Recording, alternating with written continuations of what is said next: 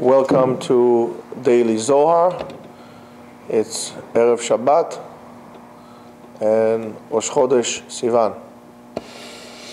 The Zohar says on Shabbatot and Rashi Chodeshim, beginning of the month, Ubezmanim, Uvechagim, during holidays, Yom Tov, and so on, Nishkat ha'esh be'oto makom ve'enam nidonim. The spiritual place that here they don't use the word Gehinnom, like hell, but in that place in the spiritual world, when the spiritual fire is working on those days, Shabbat, Chag, and so on and so forth, people are not being sentenced during those days. They're not getting the punishment during this day. Aval enam yotzim misham. They don't go out of there. Keshar reshayim sheyesh lahem menucha.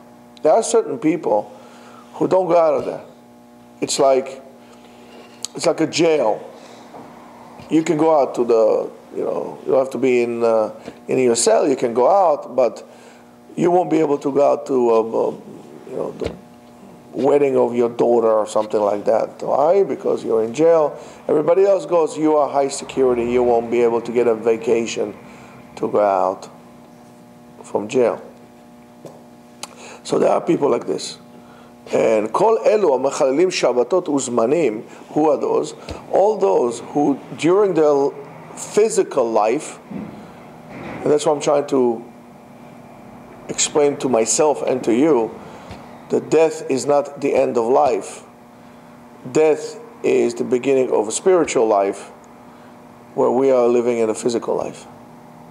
It's they're different types of lives. Some people, their lives are not lives, or their lives is not life. So those people who desecrated the Shabbat and the holidays and did not have any kind of concern to the honor of the masters at all, to keep them, but rather they desecrated deliberately in public. Kmo she'enam shomrim Shabbatot, they don't keep Shabbatot in this, the same thing as they don't keep Shabbat ba'olam hazeh. I don't want Shabbat, Shabbat. When am I supposed to go to the beach? When am I supposed to go out with my friends? When am I supposed to do this? Shabbat is for that. That's my rest. Rabbi, please don't tell me. That's my rest. That's how I rest. I said, excuse me, how could you rest when you go to the beach and you put suntan lotion and you fry like a shrimp, Put another shrimp on a barbie. Let's see one of you guys. How does this rest? You come up on Sunday, you wiped out from Shabbat. Like these people who go on vacations. Instead of vacation is supposed to rejuvenate you. You go to vacation, let's say you live in New York. So you want to go see Yosemite Park, Zion Park, Bryce Canyon, all these places, all these wonderful places. So imagine you live in New York. Where are you going on vacation? I'm going to LA. What'd you lose in LA?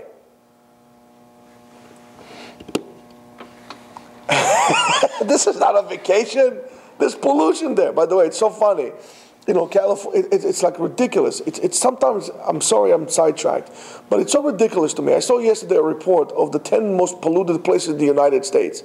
7 of them are in California. And I thought California is so careful with pollution, It's like the places that have the more, let's not get into the gun debate, but you know what I'm saying. This doesn't make sense. It's like those people who call themselves liberals and all they do is take other people's liberties. This just doesn't make sense to me. Liberals are people who want liberty. Everybody can, not take it. You get the idea, right? So here these people didn't have any respect for HaKadosh Baruch Hu on Shabbat. They didn't, Shabbat, that's where I rest. No, it's not about you resting on Shabbat. That's the whole point.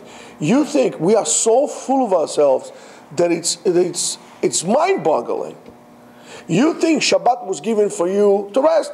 That's it. I worked hard enough and I need to rest. First of all, do you really work hard enough? How many people do you really know that are going to work I'm going to work. Most people are, okay, before 9 o'clock they were looking for 5. Well, what time is it? It's not 5 yet. Okay? Shabbat is given to you for a different reason. When you understand what things are, and again, if somebody wants to control you, or you want to be controlled by someone, the best way to do that is to take away their knowledge. The more you know, the less people will be able to control you. The less you know, the more you'll be controlled by others. Or by your shenanigans. Shabbat was given to us for something greater than to rest. To rest, we will rest in the grave. Shabbat was given to us to create a statement in the world. We are the statement. You know, people say they call themselves the J witnesses, right? You know those people, you know, the Christian sect, J witnesses. They're not J witnesses. We are. We are, the Jews are the testimony for God existence. So if you are the witness, you give the testimony, you have to be appropriate. What do we say about a person who is kasher le'edut? Who is appropriate to give a testimony? And there's the halachot for that. Not a gambler, not a liar, and so on and so forth. Only a loyal, righteous person that we know he is, he could be a witness. We are the witnesses. We give a testimony on the fact that God had created the world in 6 days or in 6 million years. It doesn't make a difference, but we make the statement that Kadosh Baruch Hu created the world in 6 days, ubayom hashvi'i Shabbat vayinafash, and he rested on the thing. It's not a day of rest, it's a day of acknowledging God. There's no bigger concept of Zen in the world than Shabbat. What's the sound of one hand clapping? I tell you, how could I give a testimony on the creation of everything in the world greater than one hand clapping? Simple as that. By not doing. For everything that happened in the world, from the beginning of time until now, I can give a testimony by doing one thing. Shabbat. It is a major concept. It's not about you. Don't think that the whole world is revolving around you.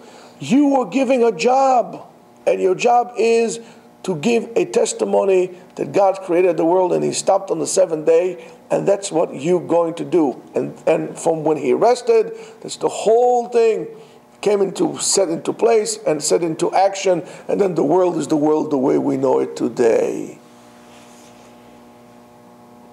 Now, if you don't, that's what we say, if a person desecrates the Shabbat in public, he is not concerned with the kavod of HaKadosh Baruch Hu, with the fact that HaKadosh Baruch Hu Himself created the world, and I'm saying, yes, He did it. Imagine your father would have been, I don't know, Eisenhower.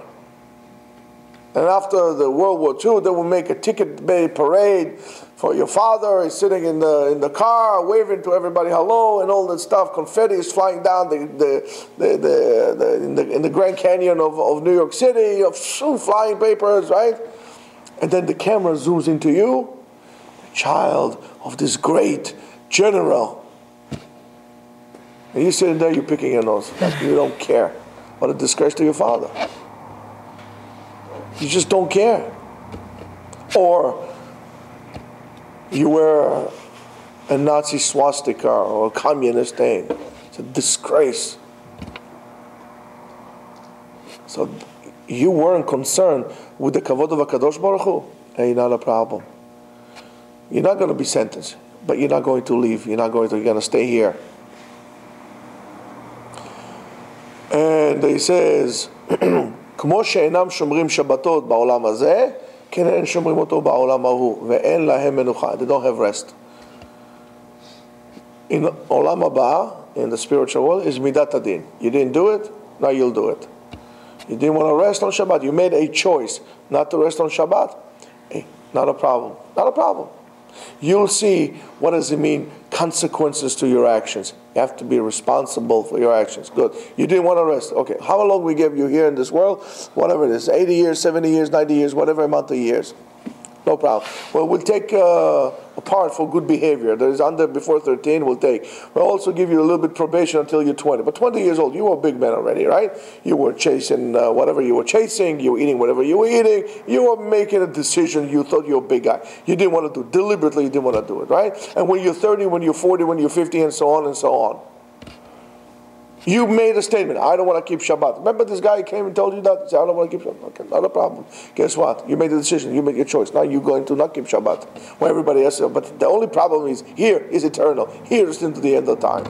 Don't come crying to me. You made that decision. You made a decision to sit down and learn here now in this world. Well, you do it over there. You made a decision to be mechabed HaKadosh Baruch Hu and what He represents and what you represent in this world here. Guess what will happen? It will happen to you the same thing there. You'll be honored there. That's the way it works. Cause and effect. Life in Olam Haba is not like in this world. You do nothing and you get handouts from the government. You want something? Go get it. That's freedom. Why? Because if I tell you, you don't have to do anything, I'll give it to you, you're only going to get what I'll decide to give you. And today I decide to give you steaks. Tomorrow you're going to be eating, Crisco, because that's all you're going to get, because I'm the one who's giving you that to eat. And that's what you're going to eat. But if I'm saying to you, you know what? You want something to eat? Not a problem. Go get a job. Go for yourself. Then get whatever you want. So at the beginning, you're going to come complaining. Oh, why, you don't want to give me? You don't want to give me? You don't care about me? I said, no, I care about you. You're just a little buffoon. You don't understand. Go get a job, get your own money, and eat whatever you want. That's decisions that you make. That's the decisions you make. And if you made a conscious decision to be free, to want to have God in your life, to have meaning in your life, I want this, Rabbi, I want this. You're not going to get it by popping an LSD pill in your mouth like they did in the 60s. There are no shortcuts in life. You want to become a black belt? There's no problem. Here, take the belt, sit down on the road here, start walking up and down, throw your high kicks, throw your low kicks, do your block, do whatever you want to do. Go ahead and do that, and eventually you become a black belt. It doesn't make a difference. It's going to happen to you in 10 years or in 25 years. That's not the point. You're on your way. You made a conscious decision to do it, and you're doing it. You're practicing your free choice. And God is giving us free choice. And we choose not to. Hey, it's not a problem. But there is a price for everything. There is a price for everything. It says, the Zohar says that when this happened, there's no greater embarrassment.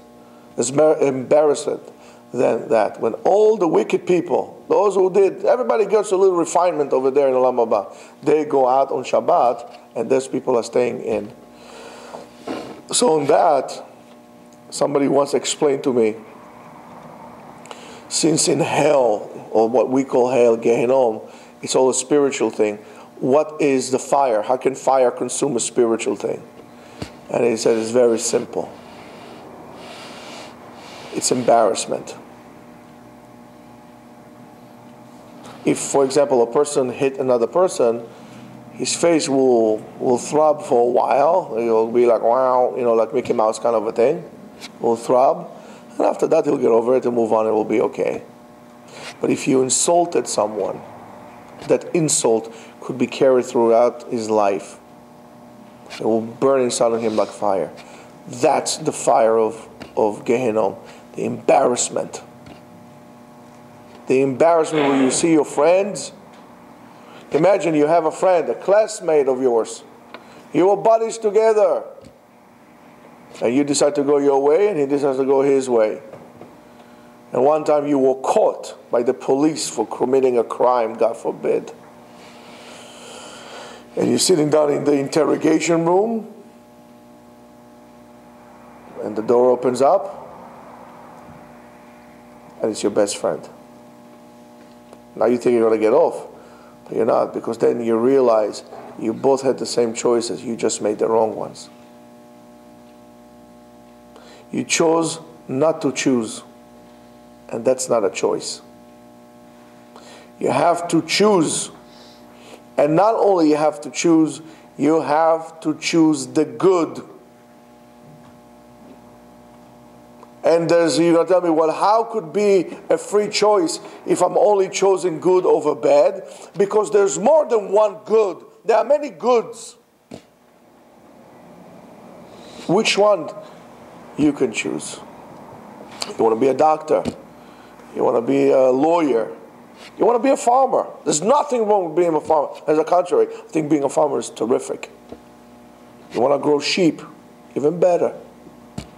There's nothing wrong with that. But to be a bum is not a choice that somebody should make in his life. To do nothing with your life is not a choice. To wait for things to happen is not a choice. As they say, go get a girl, right? Well, that's what it is. You have to get up and get it. You have to thrive, to attach yourself to something positive, to build, to evolve, to develop. And just like that, you get closer to God. These are the choices you make in life. So I wish that this Rosh Chodesh will be a beginning of the rest of our life, where we will be able to make good decisions. That we have the courage, first of all, to decide. Nothing to be afraid. And the fact that nobody is perfect, that's a freeing concept. Since everybody makes mistakes, I'm allowed to make mistakes as well. As long as I'm trying to move forward. The one mistake that you would never be able to overcome is the mistake of not trying. So let's try this month. There's no greater month to tap into that than the month of Sivan. It's all about learning Torah. We're 45 days into the Omer. You should know that the 45 days of the Omer, or the 49 days of the Omer, correspond in a way. How many ways in Masechet Avot, how many ways we have to acquire the Torah? 48. So why there's 49? One to do Chazara, to go over everything out. So there are 48 days of the Omer correspond with every midah, every ma'ala of learning the Torah. So look, for example, today on the 45th method of acquiring the Torah and try to live it today. And then do it next day, and the next day, and then go over it again and again and again. Make the right decisions. Ubacharta b'chaim. Bacharta b'chaim is you chose life. Life, en lecha chaim, en lecha mishu chai, ela mishu osek b'Torah. Only a person who deals with Torah, he's alive. Even when you're dead, you're alive. And Be'ezrat Hashem, I hope that everybody will be able to have siyata d'shemaya, help and support, b'limud Torah, in health, in parnasa, in wealth. Everybody should have enough money so they can give others, so they can share with others. Enough money that they can have the needs when they need it, on the amount that they need it, and they should realize that everything comes to their life, comes from HaKadosh Baruch Hu. And we should be able all to find it within ourselves. To first of all thank everybody around. And I got to tell you, all those people, they told me that we had a few thousand hits in the last 30 days. So I have to thank everybody for watching us and helping us. And I'm thanking you. Because if you thank people, eventually you'll be able to thank God as well. You cannot thank God if you can get it within you to help to thank people as well.